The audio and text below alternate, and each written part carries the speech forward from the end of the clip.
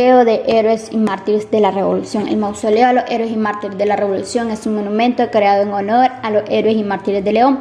Tiene forma de estrella con una llama en el centro, dedicado a aquellos que murieron luchando por la libertad de Nicaragua durante la Guerra Civil que finalizó en 1979.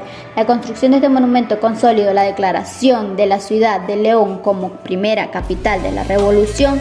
Está rodeada de un gran mural que detalla la historia de Nicaragua desde la época precolombina hasta el final de la Guerra Civil en 1979. La idea era retratar la historia reciente y más lejana, visualizando el mejor futuro prometido por la revolución frente al costado norte de la catedral. Este monumento es una escultura de concreto con características sencillas pero con un significado importante para la historia. Irnos al Mausoleo de Héroes y Mártires, nos encontramos con una placa que nos muestra diversos temas diversos sucesos que sucedieron durante la revolución. Algunos de ellos son el movimiento estudiantil, las manifestaciones callejeras, la toma de iglesia, la toma de mercado, la toma de los tambores de Sutiaba, etc. Y algunas de esas. Las nuevas generaciones les rendimos homenaje con nuevas victorias. León, ciudad heroica, primera capital de la revolución. En las siguientes imágenes podemos ver algunos sucesos que ocurrieron en León durante la Guerra Civil, con la frase que dijo el general Sandino: patria libre, que fue un líder que luchó por una patria libre de Nicaragua. Nos dirigimos al mausoleo. Por la parte derecha nos encontraremos cómo fue creado el mausoleo o cómo fue elaborado. Este mural fue creado por el grupo de muralismos Hamburgo León, hecho en 1988-1990. Lo restauraron en 1996 por Sanquimicén, Snack, Klaus Slinger, Baltasar Gutiérrez, Rafael Flores, Jorge Tobar y Carlos Pineda.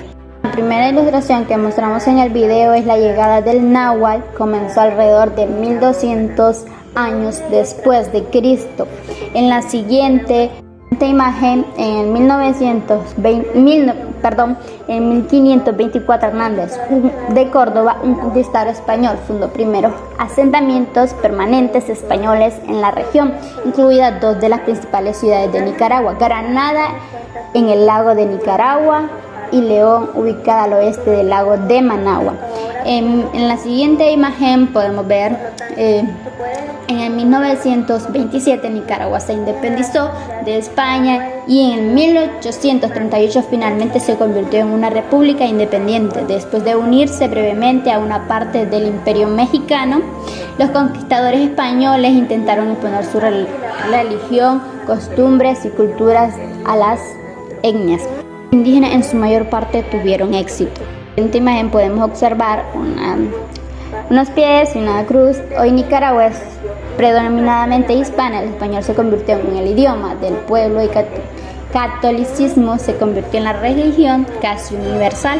Podemos observar, se mira un cuchillo, casco, que eso representa a los españoles cuando vino William Walker, y las piedras representan lo que sucedió en la batalla de San Jacinto. Por ejemplo, en el 1856 William Walker, un loco filibustero de Tennessee, se apoderó de Granada y se declaró presidente de Nicaragua.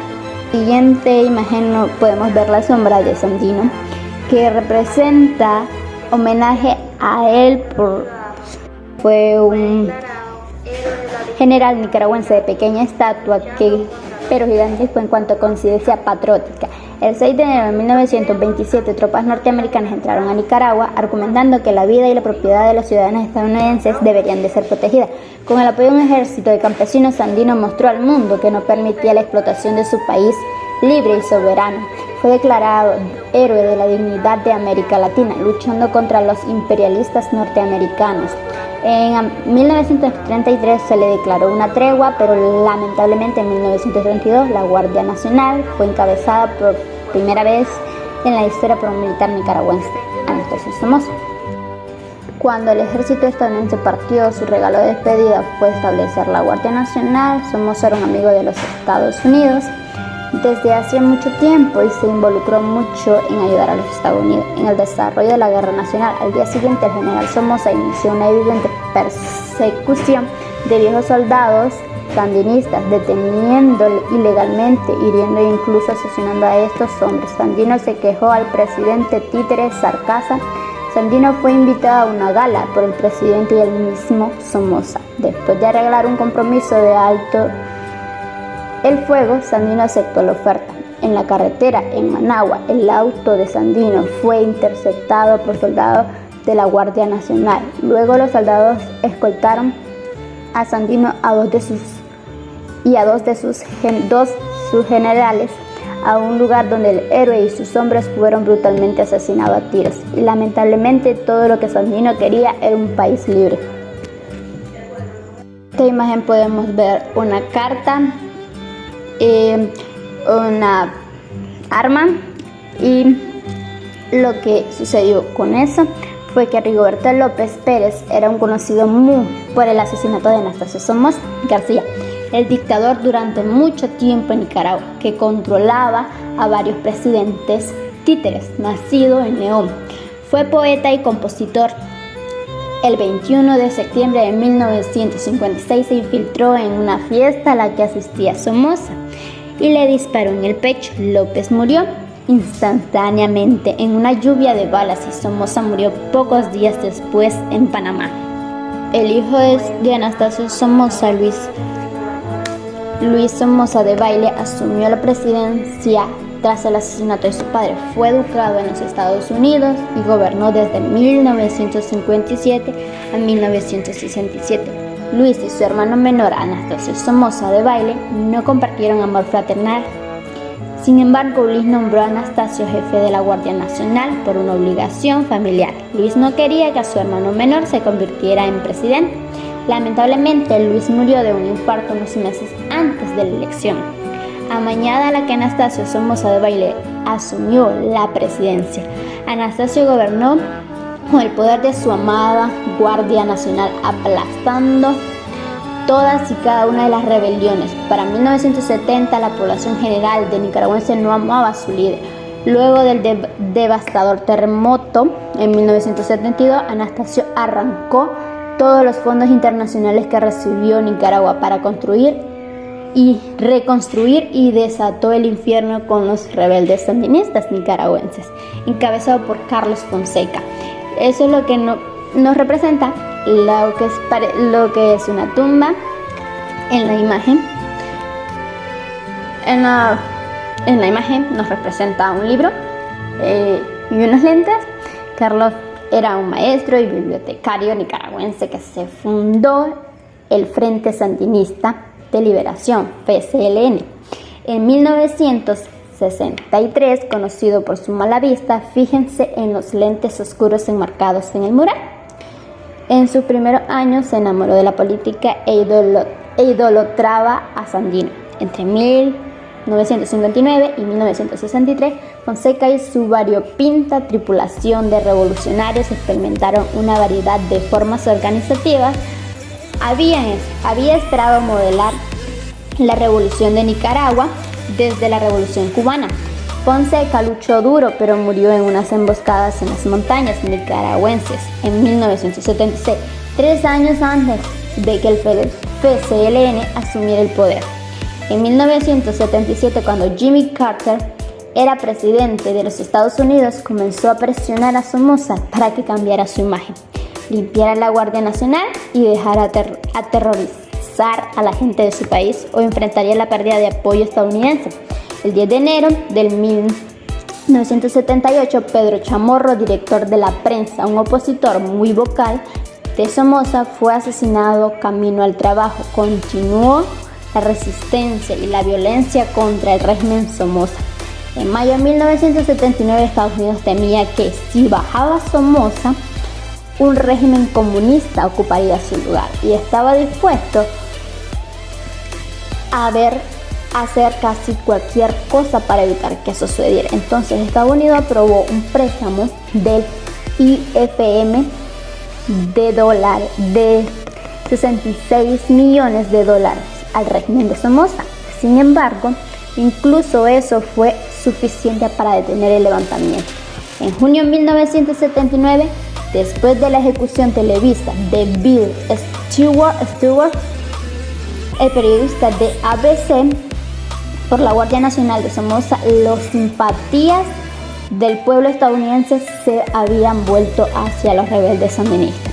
El gobierno de Estados Unidos trató de comprometerse con los rebeldes sandinistas, pero el FCLN no lo quería una rendición total. Solo quería una rendición total y completa. El 17 de julio de 1979, Somoza voló a Miami y el FCLN tomó el control de Nicaragua. Somoza finalmente se mudó a Paraguay, donde fue asesinado en 1980 por un rebelde nicaragüense. Nuestra ilustración, imagen que vemos, miramos un tanque militar que Nicaragua, y lo que nosotros podemos hablar de eso es que Nicaragua ha sido atacada desde el principio. Su autonomía y soberanía se ven obstaculizados repetidamente. Cuando las fuerzas sandinistas entraron a Managua el 20 de julio de 1979, cientos de miles de nicaragüenses celebraron una libertad ideológica efímera. Desde la década del 1850, el gobierno de Estados Unidos ha invertido en Nicaragua y una vez más en la década de 1980 Estados Unidos levantó su cabeza intimidada.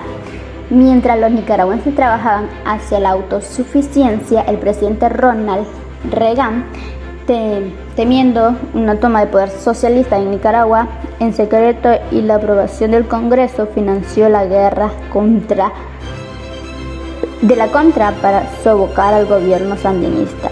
Esta desastrosa guerra de 10 años costó 6.000 vidas, 60 millones de vidas, y destruyó la economía y la infraestructura del país, con pérdidas estimadas de 1.778 millones de dólares. Aún así, los nicaragüenses continuaron luchando por su libertad y su derecho a autogobernarse. En 1984, la Corte Internacional de la Justicia falló a favor de Nicaragua contra Estados Unidos y otorgó reparaciones a Nicaragua. La CIJ dictaminó que Estados Unidos había violado el derecho internacional al apoyar a las contras en su rebelión contra el gobierno de Nicaragua y al minar puertos nicaragüenses, pero Estados Unidos bloqueó la ejecución de sentencia e impidió que Nicaragua recibiera realmente una compensación monetaria. Una larga guerra sandinista contra el país recogió sus magros pedazos y comenzó a reconstruirse. Las antiguas estatuas de Somoza fueron destruidas. Hoy el pueblo nicaragüense se está organizando para ayudarse unos a otros a sobrevivir. Estados Unidos continúa invirtiendo, pero los nicaragüenses continúan avanzando con su pasión y devoción por la soberanía y la autonomía.